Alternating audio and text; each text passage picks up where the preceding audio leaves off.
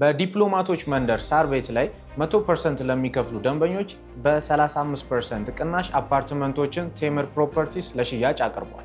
በተጨማሪም በአያት፣ በፒያሳ፣ በአዋሬ እንዲሁም በተክለ ሃይማኖትና በጋርመንት ላይ ከ10% ቅድመ ክፍያ ጀምሮ በ3 ዓመት ጊዜ ውስጥ በረጅም ጊዜ ያከፋፈል ሁኔታ ያለምንም ተጨማሪ ክፍያና ወለድ የቤት ባለቤት መሆን ትችላላችሁ። በተጨማሪም በ2,500,000 ብር ሙሉ ክፍያ አሊያም በ500,000 ብር ቅድመ ክፍያ ገላን ኮንዶሚኒየም መሃል ላይ ሱቆችን እነሆ ይሎታል ቴምር ፕሮፐርቲስ። ለበለጠ መረጃና ሳይቱን ለመጎብኘት በ0921 75 22 22 ቴምር ፕሮፐርቲ ብለው ይደውሉ።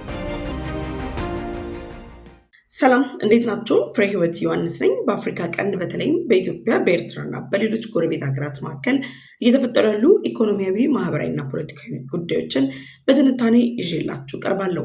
በተለይም ደግሞ ከኢትዮጵያ የቀይ ባህር ጥያቄ ጋር ተያይዞ የሚነሱ ሀሳቦች ላይ አተኩራለሁ። በዛሬው ቆይታችን በሶስት አንኳር ጉዳዮች ላይ አጠር ያሉ ቆይታዎች ይኖሩናል። የመጀመሪያው ቀዳሚ አጀንዳችን የሚሆነው ኤርትራ ወታደራዊ ወረራ ሊፈጸምባት ነው። ከወታደራዊ ወረራም በተጨማሪ የኤርትራው ፕሬዝዳንት ኢሳያስ አፈወርቂ ከኢትዮጵያ ጋር ያሉበትን ውጥረት ተከትሎ ለጦር መሳሪያ ግዢ እንዲሁም ደግሞ የጦር አቅማቸውን የሚያጠናክሩበትን የፋይናንስ ምንጭ ለማግኘት ከሀያሏ ሀገር ጋር ለመጣመር የሚያስችላቸውን የሁለትዮሽ ስምምነት በመፈጸም የሁለትዮሽ እንቅስቃሴያቸውን ጀምረዋል። የኤርትራ መንግስትን በመደገፍ እንዲሁም ደግሞ ኢትዮጵያ ላይ የተለያዩ መልካም ያልሆኑ ዘገባዎችን በመውጣት የሚታወቀው ታዋቂው ጋዜጠኛ ማርቲን ፕሎት ሩሲያና ኤርትራ የፈጠሩትን ጥምረት በተመለከተ አዲስ ዳሰሳን ይዞ ወጥቷል። በጉዳዩ ላይም መረጃዎችን ይዤላችሁ ቀርባለሁ። ሁለተኛው አጀንዳችን የኢትዮጵያ አየር ኃይል ከቱርክ ባይራክታር 2 የተባለውን ድሮን መታጠቁ ተሰምቷል። በኢትዮጵያና በቱርክ መካከል የተጀመረ ግንኙነት እንዲሁም ደግሞ የቱርኩ ፕሬዝዳንት ረሴፕ ጣይብ ኤርዶጋን የአዲስ አበባ ጉብኝትን ተከትሎ እነዚህ የሰው ሰራሽ አውሮፕላኖችም ደግሞ ድሮኖች አዲስ አበባ መግባታቸውን ተነግሯል። አፍሪሚኒስት የተባለው የተለያዩ የጦር መሳሪያዎች እንዲሁም ደግሞ የተለያዩ እንቅስቃሴዎችን በሳተላይት መረጃ እያስደገፈ የሚያቀርብልን የመረጃ ተቋምም ያጋራውን መረጃ ይዤላችሁ ቀርቤያለሁ። አብራችሁን እንድትቆዩም ጋብዛችኋለሁ። ሶስተኛው የመጨረሻው አጀንዳችን በኢትዮጵያ 7ኛው ሀገራዊ ምርጫ ላይ የሚሳተፉ የተለያዩ ፖለቲካ ፓርቲዎች በቀይ ባህር ላይ ያላቸው አተያይ ወይም ደግሞ በቀይ ባህር ላይ ያላቸው አቋም በተመለከተ ከኢትዮጵያ ዜጎች ለማህበራዊ ፍትህ ፓርቲ አዲስ መልእክት ተላልፏል። የፖለቲካ ፓርቲዎቹም ቀይ ባህር ላይ የማይገናኝ ሀሳቦችም ደግሞ ቀይ ባህርን ጥያቄን የማይደግፉ ከሆነ ከፖለቲካ ፓርቲነት እንዲሰረዙም ጥሪ ቀርቧል። በዚህ ጉዳይ ላይም ሰፋ ያለ ዳሰሳን ይዤላችሁ ቀርቤያለሁ። ለዩቲዩብ ቻናሌ አዲስ ከሆናችሁ የደወል ምልክቷን ተጭናችሁ ቻናሌን ሰብስክራይብ በማድረግ ቤተሰብ እንድትሆን ጠይቃችኋለሁ። ቻናሌን ሰብስክራይብ አድርጋችሁ ቤተሰብ ከሆናችሁ ላይክ እና ሼር በማድረግ ለወዳጅ ዘመዶቻችሁ እንድታጋሩ ጋበዝኳችሁ። ወደ ቀዳሚው መረጃም ተሻገርኩኝ። በመሃል ፒያሳ በምናስገነባው ሳይት ላይ 30% ቅናሽ ባለ 1 መኝታ 5.1 ሚሊዮን የነበረው 3.6 ሚሊዮን፣ ባለ 2 መኝታ 8.4 ሚሊዮን የነበረው 5.8 ሚሊዮን፣ ባለ 3 መኝታ 12 ሚሊዮን የነበረው 8.4 ሚሊዮን ሲሆን ይህ ዋጋ የወጣው 70% ባንዴ ከፍለው ቀሪ 30% ዲስካውንት ተደርጎላቸው ነው። ቀስ እያሉ በግንባታ ሂደት ለሚከፍሉም ከ10% ቅድመ ክፍያ ጀምሮ አመቻችተናል።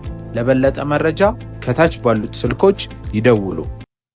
የመጀመሪያው ቀዳሚ አጀንዳችን የሚሆነው ታዋቂው ጋዜጠኛና የፖለቲካ ተንታኝ ማርቲን ፕሎት ኢትዮጵያና ሩሲያ እንዲሁም ደግሞ ኤርትራና ሩሲያ የፈጠሩትን የሁለትዮሽ ግንኙነት በተመለከተ ያልተጠበቀ መረጃን አጋርቷል። በአፍሪካ ቀንድ ላይ ያለው የሀያላኑ ፉክክር እየጨመረ ባለበት በዚህ ወቅት ላይ የመካከለኛው ምስራቅ ጦርነትን ተከትሎ ኤርትራ በአሜሪካና በእስራኤል ኢላማ ውስጥ ገብታለች የሚሉ የተለያዩ አስተያየቶች እየተሰጡ ባሉበት በዚህ ወቅት ላይ የኤርትራ መንግስት ከሩሲያ ጋር ያለውን የሁለትዮሽ ግንኙነት ለማጠናከር የሚያስችል እንቅስቃሴን ጀምሯል። የኤርትራ መንግስት ከሩሲያ ጋር ያለውን የሁለትዮሽ ግንኙነት በማጠናከር ሂደት ውስጥ ታዲያ ሩሲያ በኤርትራ ላይ ወታደራዊ ወረራ እንዲሁም ደግሞ የኤርትራን ሀብት በመጠቀም ወደ ናጠጠ አይነት አካሄድ ልታድግ ብትሆንም ኤርትራ ግን በምትኩ በወታደራዊ ግዛት የምትገዛ ዘመናዊ ቀኝ ግዛት ላይ ራሷን የጣለችና ኢኮኖሚያም የሚዳከም ከዛም በተጨማሪ ከኢትዮጵያና ከሌሎች ጎረቤት ሀገራት ጋር ውጥረት ውስጥ ልገባ እችላለሁ በሚሉ ስጋቶች የጦር አቅሟን ለማደራጀት የሚያስችላት የገንዘብ መጠን ለማግኘት የምታደርገው ጥረት አካል እንደሆነም ጭምር ተገልጿል። በኢትዮጵያና በሩሲያ መካከል ያለው የሁለትዮሽ ዲፕሎማሲ ግንኙነት ከዲፕሎማሲም ባለፈ ፖለቲካዊ፣ ኢኮኖሚያዊና ማህበራዊ በሆነበት በዚህ ወቅት ላይ ኢትዮጵያና ሩሲያ ከሁለትዮሽ ግንኙነት በተጨማሪ የብሪክስ አባል ሀገራት ላይ የፈጠሩትን ጥምረት መነሻ በማድረግ እንዲሁም ደግሞ የሩሲያ መንግስት በኢትዮጵያ የኒውክሌር ኢነርጂ ማምረት የሚቻልባቸው ሁኔታዎችን በማመቻቸት ኢትዮጵያ የኒውክሌር ኢነርጂ እንድታመርት የሚያስችሉ ድጋፎችን እያደረገ ባለበት በዚህ ወቅት ላይ በሩሲያና በኤርትራ መካከል የተፈጠረው ጥምረት ሩሲያ ብሔራዊ ጥቅሟን በአፍሪካ ቀንድ ላይ ያለ ሀያልነቷን ለማጠናከር የምትጠቀመው እንደሆነ ጭምር እየተገለጸ ይገኛል። ማርቲን ፕሎት በኤርትራና በሩሲያ መካከል የተፈጠረው የሁለትዮሽ ግንኙነት በምን ላይ እንደሚያጠነጥንም በዝርዝር አስቀምጧል። በሩሲያና በኤርትራ መካከል የተፈጠረው የሁለትዮሽ ግንኙነት ሩሲያ ቀጠናው ላይ ከምትፎካከራቸው ሀያላን ሀገራት በተለየ መልኩ ወታደራዊ እንቅስቃሴዋን ለማጠናከር ከዛም በተጨማሪ ደግሞ ኢትዮጵያ በታሪክና በሕግ ባለቤት እንደሆነች የሚነገርለት ወይም ደግሞ የኢትዮጵያ ሀብትና ንብረት የሆነው የአሰብ ወደብ ላይ ወታደራዊ እንቅስቃሴን በማድረግ የጦር ሰፈሯን ለመገንባት የሚያስችላችን ጅምር እንቅስቃሴዎች እንደሆኑ ጭምር ይገለጻል።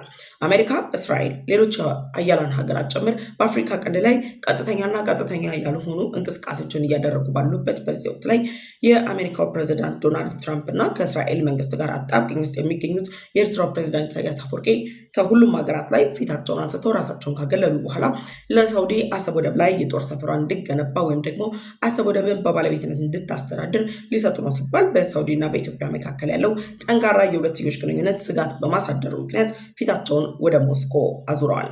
ለሳውዲ መንግስት ይሰጣል ተብሎ ሲነገር የነበረው የአሰብ ወደብን አሁን ላይ ፊቱን ወደ ሞስኮ ማዘሩን ተከትሎም ሩሲያ በአፍሪካ ቀንድ ላይ ልትገነባ የምትፈልግ የበላይነትና በቀይ ባህር ላይ ሊኖራት የምትመኘውን ስትራቴጂካዊ አጋርነትን ለማስጠበቅ ስትል ከኤርትራ ጋር የሁለትዮሽ ግንኙነቷን እያጠናከረች መሆኑንም ጋዜጠኛው ማርቲን ፕሎት ገልጿል። በኤርትራና በሩሲያ መካከል የተፈጠረው የሁለትዮሽ ግንኙነት የኢትዮጵያና የሩሲያን ዲፕሎማሲያዊ ጥምረት፣ ኢኮኖሚያዊ እንዲሁም ደግሞ በኒውክሌር ኢነርጂ ላይ የተደረሱ መግባባቶች ላይ እንቅፋት ሊሆን ይችላል የሚሉ የተለያዩ ሀሳቦች እየተነሱ ባሉበት በዚህ ወቅት ላይ ማርቲን ፕሎት የሩሲያና የኤርትራን ግንኙነት ለኢትዮጵያ ስጋት ነው በሚል ደረጃ አስቀምጦታል። እውነታው ግን ኢትዮጵያ ሩሲያ ወደ ቀይ ባህር ለመጠጋት በምታደርገው ጥረት የኤርትራውን አሰብ ወደብን የምትቆጣጠር ከሆነ በኢትዮጵያና በሩሲያ መካከል ያለው የሁለትዮሽ ግንኙነት እንዲሁም ደግሞ ሩሲያ የኢትዮጵያን የቀይ ባህር ጥያቄ በመደገፍ የኢትዮጵያን የባህር ኃይል ከማደራጀት ጨምሮ የተለያዩ የቴክኖሎጂ ድጋፎች እንዲሁም ደግሞ ባህርተኞች ስልጠናን እየሰጠች ባለችበት በዚህ ወቅት ላይ የሩሲያ መንግስት ወደ አሰብ ወደብ መጠጋት ኢትዮጵያን ወደ አሰብ ወደብ ይበልጥ የሚያስጠጋት እንደሆነም ጭምር ነው የተለያዩ መረጃዎች የሚያሳዩት። ከዚህ ጋር ተያይዞ የሩሲያ መንግስት ከኤርትራ ጋር ያለውን የሁለትዮሽ ግንኙነት የፈጠረባቸው ሁለት ዋነኛ ማጠንጠኛ ነጥቦች ምንድን ናቸው? በሩሲያና በኤርትራ መካከል የተፈጠሩት ጠንካራ የሚባል የሁለትዮሽ ግንኙነት ወይም ደግሞ ከቅርብ ጊዜያት ወዲህ መሻሻልን ያመጣው ጥምረታቸው ወታደራዊ እንዲሁም ደግሞ የፖታሽ ማዕድንን አሳልፎ የመስጠት እንቅስቃሴ ነው። የኤርትራው ፕሬዚዳንት ኢሳያስ አፈወርቂ በሀገር ውስጥ ኢኮኖሚ እንቅስቃሴያቸው ከሌሎች የውጭ ሀገራት ጋር ጨምሮ እንዲሁም ደግሞ ከጎረቤት ሀገራት ጋር ባላቸው የኢኮኖሚ ጥምረት ላይ እዚህ ግባ የሚባል የኢኮኖሚ መሻሻልን ያላሳዩ ግን ደግሞ ጠቅላይ ሚኒስትር ዶክተር አብይ አህመድ ከቀናት በፊት በትግርኛ ቋንቋ ባደረጉት ቃለመጠይቅ ላይ እንደገለጹት ኤርትራ መጀመሪያ እንደ ሀገር ስትገነጠል ከነበሯት 300 ፋብሪካዎች አሁን ላይ 300 መውደማቸውን ገልጸው እንዲሁም ደግሞ የኤርትራ ትልቁ ዩኒቨርሲቲ የነበረው አስመራ ዩኒቨርሲቲ በብቸኝነት የነበረ ዩኒቨርሲቲ ቢሆንም አሁን ላይ ግን ለተማሪዎች አገልግሎት እየሰጠ አለመሆኑን ተከትሎ የኤርትራ ውድቀት ከጊዜ ወደ ጊዜ እየጨመረ መጥቷል። የኤርትራ ውድቀት መጨመር የኤርትራው ፕሬዚዳንት ኢሳያስ አፈወርቂ የጦር አቅማቸውን ለማጠናከር በሚያደርጉት ጥረት ላይ ምንም አይነት የፋይናንስ ድጋፍ ወይም ደግሞ የኢኮኖሚ ድጋፍ እንዳይኖራቸው እያደረገ መሆኑም እየተገለጸ ይገኛል።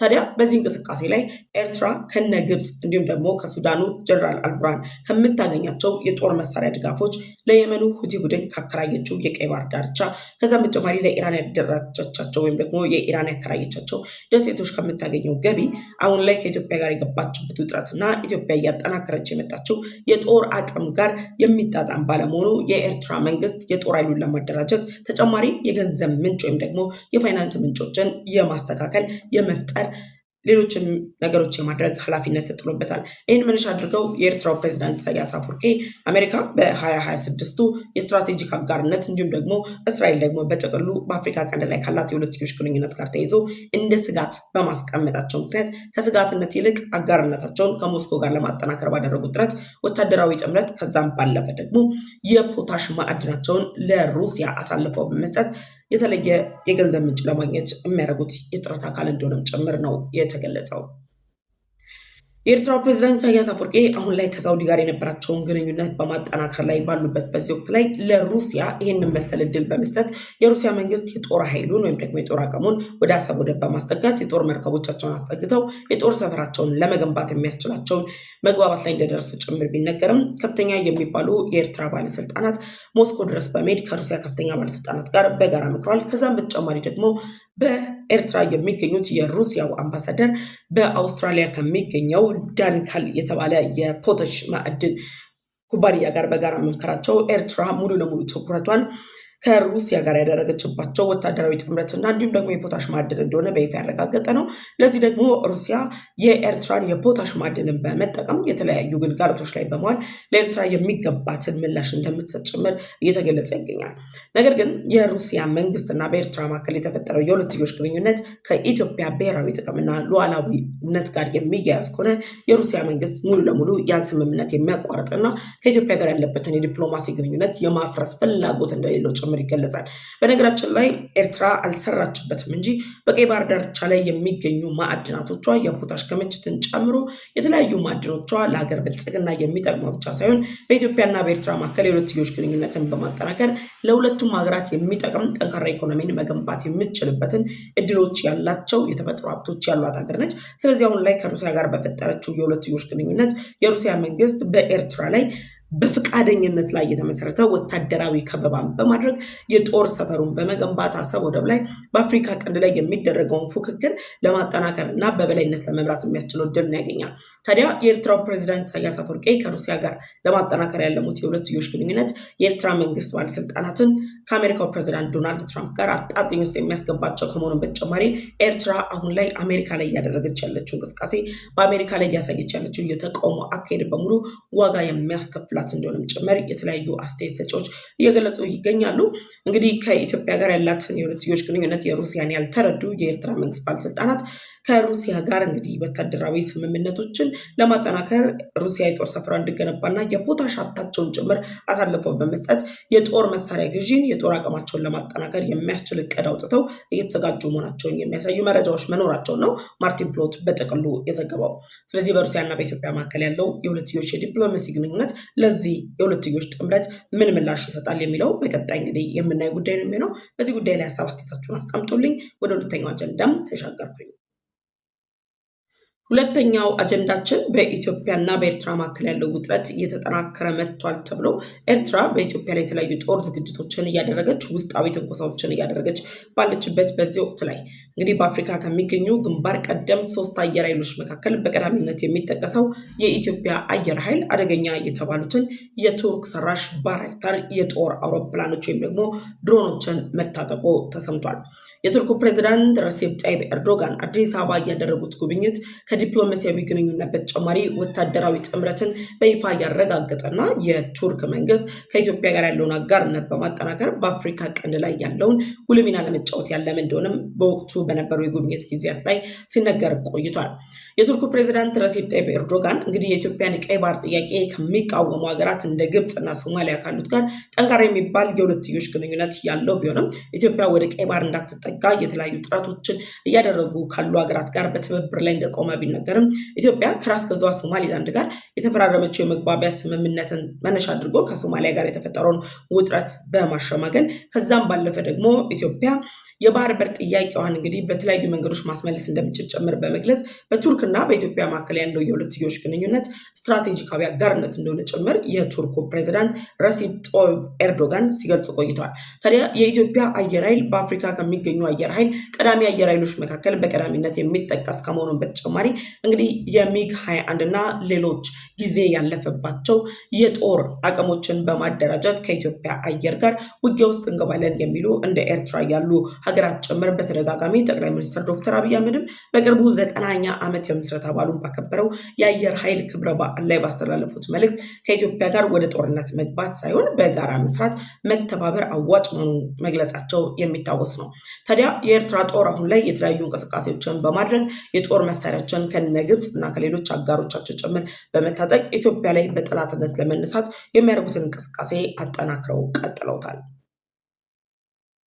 የተለያዩ የዓይን እማኞችን ጨምሮ በአፍሪካ ቀንድ ላይ የፖለቲካ ትንታኔዎችን የሚሰጡ ግለሰቦችና ተቋማት እየገለጹት ባለው እንቅስቃሴ አሁን ላይ የኤርትራ ጦር እያደረገ ባለው እንቅስቃሴ ላይ በኢትዮጵያ ድንበር በአፋር ድንበር አቅራቢያ ላይ እንግዲህ 2 እጅግ ግዙፍ የተባሉ የጦር ምሽጎችን ቆፍሮ ማጠናቀቁን ጭምር የሚገልጹ መረጃዎች ይፋ ወጥተዋል። ምንም እንኳን የኤርትራ ጦር ከኢትዮጵያ ጋር ወደ ጦርነት የመግባት ፍላጎት እንዳለው ቢገለጽም እስካሁን ድረስ ግን ግጭቱን በይፋ በራሳቸው በኩል ላለመጀመር በሚያደርጉት ጥረት በኢትዮጵያ ውስጥ የሚንቀሳቀሰው ህወሓትን በመጠቀም ህወሓት ጥይቱን እንዲተኩሰው ወይም ደግሞ ቀዳሚውን የግጭቱን ደውል እንዲደውለው ከፍተኛ ጥረት እያደረጉ ይገኛሉ። ለዚህ ማሳያቸው ደግሞ አሁን ላይ በትግራይ ክልል እየተፈጠሩ ያሉ ውጥረቶች እንደሆኑ እየተገለጸ ይገኛል። የኢትዮጵያ አየር ኃይል ራሱን በማደራጀት ሰማይን የመጠበቅና የመከላከል አቅሙን የሚጨምርለትን አዲሱን የቱርክን ባይራክታር ድሮኖችን መታጠቅ ደግሞ ለኢትዮጵያ አየር ኃይል ድል ቢሆንም ለኤርትራ አየር ኃይልና ለኤርትራ ጦር ከዛም በተጨማሪ ደግሞ ኤርትራን እየደገፈ ለሚገኘው ለግብጽ ጦር እንዲሁም ደግሞ ለጀነራል አልቡርሃን መርዶ እንደሆነ ጭምር ነው እየተገለጸ ያለው። እንግዲህ ኢትዮጵያ ከቱርክ የታጠቀቻቸው ባይራክታር አይኪንቺ የጦር ድሮኖች ፌብራሪ 27 ላይ ማለትም ከቀናት በፊት በኢትዮጵያ አየር መንገድ በኩል ከቱርኩ የባይካቲ ማምረቻ ድርጅት ላይ ተጭነው እንደገቡ የአፍሪሜኒስ ድረገጽን ጨምሮ የተለያየ መረጃ ተቋማት ይፋ አድርገዋል። በቀጥታ እነዚህ ደግሞ ከአዲስ አበባ የቦሌ አየር መንገድ ተጭነው ከመጡ በኋላ በቀጥታ ወደ ኢትዮጵያ አየር ኃይል ዋነኛ ማረፊያ ላይ የሐረር ሜዳ ላይ ነው ሄደው ያረፉት። በነገራችን ላይ በቱርክና በኢትዮጵያ መካከል ያለው የሁለትዮሽ ግንኙነት መጠናከር ለኤርትራ መንግስት ብቻ ሳይሆን ለግብጽና ለሶማሊያም ጭምር ስጋትን የሚፈጠር ሲሆን እንግዲህ ኢትዮጵያ ላይ አየር ኃይሏን በተለያዩ ጦር መሳሪያዎች እያደራጀች ያለችባቸው ሁኔታዎች በኤርትራና በኢትዮጵያ መካከል ያለውን የአየር ኃይል ሰፊ ልዩነት የሚያሰፋ መሆኑ እንግዲህ ኤርትራ ጦር ከተወሰደበት የጦረኛ የሚዛን የሜካኒዝድ ጦር ሚዛን ደግሞ በሌሎች የባህር ላይ የጦር አቅም ጭምር እየተወሰደበት ያለው ብልጫ ላይ ተጨማሪ የሆነ ብልጫ መሆኑን ተከትሎ የኤርትራ ጦር ከኢትዮጵያ ጋር ለመግባት የሚያስበውን ግጭት ለብቻ የማይቻልና እንግዲህ በውክልና በኩል ከግብጽ ጋር እያደረጉ ባለው ጥምረት ግብጽን በመጠቀም ጭምር ኢትዮጵያን ለማጥቃት የሚያደርጉት እንቅስቃሴ አካል እንደሆነም ጭምር እየተገለጸ ይገኛል። አሁን ላይ በግብጽና በኤርትራ መካከል ያለው ግንኙነት እንዴት ነው እየተጠናከረ ያለው? ደግሞ ኤርትራ በኢትዮጵያ ላይ ልትከፍተው የምታስበው የጦር ሁኔታ ላይ ግብጽ ምንድነው ተሳትፎ አካልን? ግብጽ አሁን ላይ በተለያዩ ውስጣዊ የፖለቲካ የኢኮኖሚ ጉዳዮች ራሷ እየተጠመደች መሆኑን ተከትሎ ነው ሩሲያ እንዲሁም ደግሞ ከነ ሳውዲ ከሌሎች ሀገራት ጋር ጥምረቷን በማሳደግ ኤርትራ የተለያዩ ጦር መሳሪያዎችን በማግኘት በራስ አቅም የጦር መሳሪያ ግዢን በመጠቀም ጭምር የኢትዮጵያ ጦር ጋር ፊት ለፊት ለመጋፈጥ ዝግጅት እያደረገች ያለችው። የኢትዮጵያ አየር ኃይል እንግዲህ በአፍሪካ ከሚገኙ ግንባር ቀደም አየር ኃይሎች መካከል ቀዳሚ እንደሆነ እየተገለጸ ባለበት በዚህ ወቅት ላይ ከቀናት በፊት ደግሞ የባይራክታር አይኪንቺ የጦር ድሮኖችን መታጠቁ የኢትዮጵያ አየር ኃይል ለኤርትራ ጦር የማይንበረከክ ከዛም በተጨማሪ ደግሞ የኤርትራን ጦር እየደገፉ ለሚገኙት ለግብጽና ለሌሎች ጦር አቅሞች ጭምር አደጋ የሚሆን ስጋትን የሚደቀን አይነት አቅም መፍጠሩን በይፋ ያረጋገጠው። በነገራችን ላይ ሱ-30 የጦር ጀትን ጨምሮ JC-10ን የመሳሰሉ ሌሎች ዘመናዊ የጦር ድሮኖችን እየታጠቀ ያለው የኢትዮጵያ አየር ኃይል የባይራክታር አይኪንቺ የጦር ድሮንን መታጠቁ ደግሞ ይበልጥ የኢትዮጵያን አየር ኃይል የሚያጠናክርና በጠላቶቹ ላይም ደግሞ እሳት ሊያደርገው የሚችል ነው። ከዚህ በፊት ማስቀድሜ እንደነገርኳችሁ የኢትዮጵያን አየር ክልል መድፈር ያልቻሉ የኤርትራና የግብጽ ሴረኞች ወይም ደግሞ ፖለቲከኞች የኢትዮጵያ አየር ኃይል እየተጠናከረ መሄዱ ከዚህ ቀደም አስቀድሞት ከነበረው እቅዳቸው ሌላ ተጨማሪ እቅድን እንዲያወጡ የጦር አቅማቸውን ማደራጀት አሁንም ተገቢ መሆኑን ተመልሰው እንዲያዩና የጦር አቅማቸውን እንዲገመግሙ ጭምር የሚያስገድዳቸው መሆኑን ነው እየተገለጸ ያለው። ኢትዮጵያ ደግሞ የአየር ኃይሏን እያጠናከረች በሄደች ቁጥር ከሁለትዮሽ ጥምረት እየፈጠረችባቸው ያለቻቸው ሀገራት የኢትዮጵያን አየር ክልል ማንም ጠላት እንዳይደፍረው ከዛም በተጨማሪ ደግሞ ዘመናዊ የጦር አቅምን በመፍጠር ከሀያላን ሀገራት ጋር ጭምር ራስን ለማጠናከር እና አሜሪካ እና እስራኤል አጋር ላደረጓት የቀይ ባህር ደህንነትን ማስጠበቅ ከዛ በተጨማሪ በሌሎች ዓለም አቀፍ ጉዳዮችና በሱዳን ያሉ የእርስ በርስ ጦርነቶችን በመሳሰሉ ሌሎች ቀጠናዊና ዓለም አቀፋዊ ውጥረቶች መካከል የአየር ክልሏ ሳይደፈር እንዲቆይ ለማስቻል የሚደረጉ የጦር መሳሪያ ዝግጅቶች መጠናከራቸው ኢትዮጵያ በሀገር ሉዓላዊነትና ክብሯ ላይ አንዲትም መስመር የምታክል ሊታለፍባት የማይችል ሀገር መሆኗን በይፋ ያረጋገጠ ነው። በዚህም ነው የኢትዮጵያ አየር ኃይል ባይራክታር አኪንቺ የጦር ድሮንን ሲታጠቅ እንደነ ኤርትራና እንደነ ግብጽ ያሉ ሀገራት ድንጋጤ ውስጥ የገቡት ወይም ደግሞ ፍርሃት ውስጥ የገቡት። የኤርትራ የሚዲያ ተቋማት ሌሎች ደግሞ የኤርትራ ባለስልጣናትን ጨምሮ የሚዲያ ሰራዊቶቻቸው የኤርትራ ጦር ራሱን እያዘጋጀ ባለበት ሁኔታ ኢትዮጵያ ላይ ትንኮሳዎችን እያደረገ ባለበት ሁኔታ የውስጥ ኃይሎችን በመጠቀም የኢትዮጵያን ሰላም ለማወክ እየሰራ ባለበት በዚህ ወቅት ላይ የኢትዮጵያ ጦር እያደረገ ያለውን ዝግጅት ኢትዮጵያ በኤርትራ ላይ ወረራ ልትፈጽም ነው፣ ኢትዮጵያ በኤርትራ ላይ የጦር እርምጃ ልትወስድ ነው በሚሉ ሐሰተኛ ፕሮፓጋንዳዎች ከቦ የማንራገብ መረጃዎችን በይፋ የመግለጽና እነዚህ ጉዳዮች በትኩረት እንዲታዩ የማንቀሳቀስ አይነት እርምጃዎች እየተደረጉ ነው ያሉት። እነዚህ ደግሞ በጥቅሉ በኢትዮጵያና በኤርትራ መካከል ያለው ውጥረት ብቻ ሳይሆን በአፍሪካ ቀንድ ላይ የተፈጠሩ ያሉ ውጥረቶችን የሚያባብሱ ከመሆናቸው በተጨማሪ የኢትዮጵያ አየር ግን የአየር ክልሉን አስጠብቆ የሚቆይበት እጅግ ዘመናዊ የተባለ አቅምን የገነባበትን ሁኔታ በይፋ ያረጋገጠ መሆኑን እንግዲህ የተገለጸበት ጉዳይ ነው ያለው። እንግዲህ በይፋ አፍሪሚኒስት የተባለው ድረገጽን ጨምሮ ሌሎች የሚዲያ ተቋማት ኢትዮጵያ የቱርኩን ባይራክታር አኪንቺ የጦር ድሮንን ከቱርክ መታጠቋ ተሰምተዋል። ለዚህም ነው የቱርኩ ፕሬዚዳንት ረሲፕ ጣይብ ኤርዶጋን አንደኛ አዲስ አበባ ከመጡባቸው ጉዳዮች መካከል የጦር መሳሪያ ግዥ ወይም ደግሞ የጦር መሳሪያ ጥምረቶች ናቸው ተብሎ በስፋት ሲነገሩ የነበሩት። እንግዲህ ፕሬዚዳንቱ እግራቸው በወጣ በጥቂት ቀናት ውስጥ ኢትዮጵያ የቱርኩን ባይራክታር አኪንቺ የጦር ድሮንን ለመታጠቅ ችላለች። በዚህ ጉዳይ ላይ ሀሳብ አስተያየታችሁን አስቀምጡ። ወደ መጨረሻውና ሶስተኛው አጀንዳም ተሻገርኩ። የመጨረሻውና ሶስተኛው አጀንዳችን በሀገራችን ኢትዮጵያ ሊካሄድ በዝግጅት ላይ ያለው 7ኛው ሀገራዊ ምርጫ ጋር ተያይዞ የተለያዩ ሀሳብ አስተያየቶች እየተሰጡ ይገኛሉ። 7ኛው ሀገራዊ ምርጫ እንግዲህ በኢትዮጵያ አሁን ላይ ባለው ሁኔታ ወደ ቀይ ባህር ለመግባት ኢትዮጵያና የባህር በር ለማግኘት እያደረገች ያለችውን ጥረት ተከትሎ ታሪካዊ የሚባል የምርጫ ታሪክን ሊያሳየን እንደሚችልም እየተጠበቀ ይገኛል።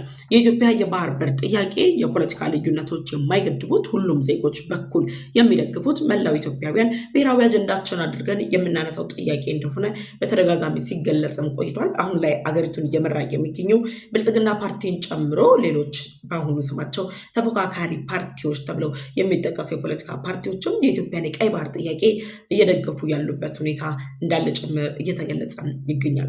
7ኛው ሀገራዊ ምርጫ ዲሞክራሲያዊ ታማኒነት ያለው እንዲሁም ደግሞ ፍትሐዊነትን የተሞላ እንዲሆን የሁሉም ምኞት ነው። እኔም ምኞቴ ነው።